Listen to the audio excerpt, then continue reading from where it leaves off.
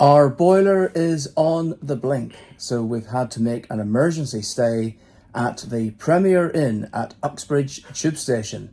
This is a rather different hotels episode today.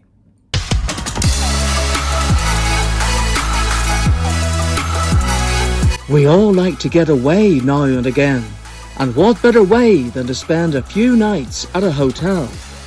We're here this week as we check into 3 hotels so we can check them out for you.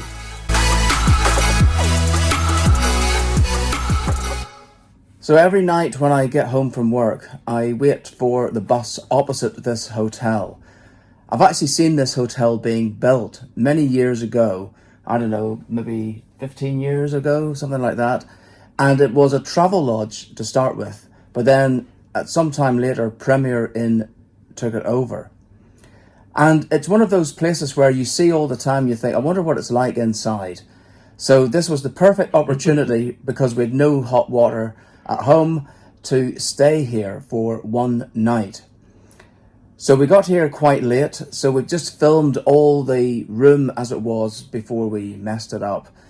If you've stayed at a Premier Inn, you've probably had a bath there, or at least seen that there is a bath. Well, I'm afraid there isn't one here, so I think this is quite rare for a Premier Inn. And maybe it's because it used to be a travel lodge, although some travel lodges do have baths as well. But what I'm actually thinking it is because these rooms are actually made out of old sea containers. What? Yes, because when it was under construction, I saw all the old sea containers being placed in, so they're all different units. Yes, some rooms are probably bigger than others because they do have Premier Plus, which is their premium rooms on the top floor. But yeah, so these would have been like units, probably all sort of pre-prepared shape-wise and everything.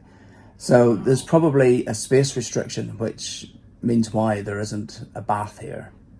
Well, we had a very comfortable night. I think we both slept well. We did wake up at one point. 1 or 2 times. Just to go to the toilet. But it was very comfortable. It's the standard Premier Inn bed and pillows. And so we had the extra pillows as well that they provide. So it was very, very comfortable. The shower had 2 units. There was the rain shower, and then there was a little... The hand one? Yeah, you could adjust it for the hand shower. And of course, a hot shower was exactly what we needed last night and today before hopefully our boiler is going to be fixed. The hairdryer does work. Is it on?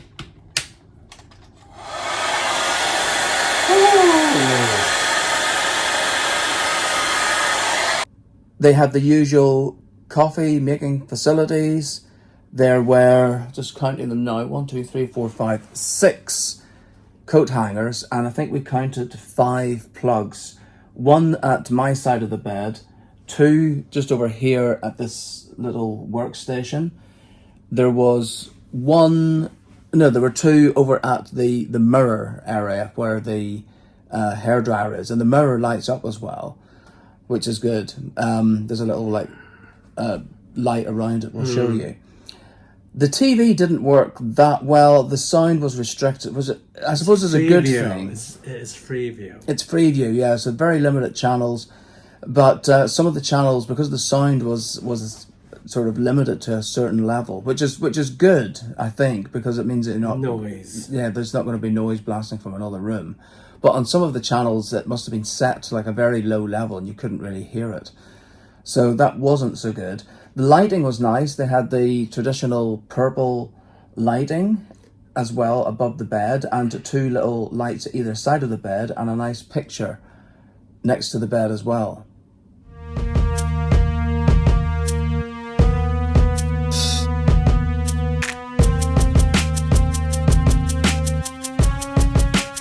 Don't get caught spying on someone's YouTube channel. Just subscribe to our YouTube channel. It's Paul and Marcus. Okay, so the coolest you could have the room at is 19 degrees Celsius. If you try to go any lower, it won't go any lower. but you could make it higher. But I am quite hot, so no. But it worked fine. Yes. I'm afraid the Wi-Fi wasn't very good. I wasn't able to upload some other episodes that we had recently done. I was hoping to use the Wi-Fi here for that. It did work on the phones just for basic surfing. And of course, at the Premier Inn, you can upgrade to a faster service. I think it's £5 a day.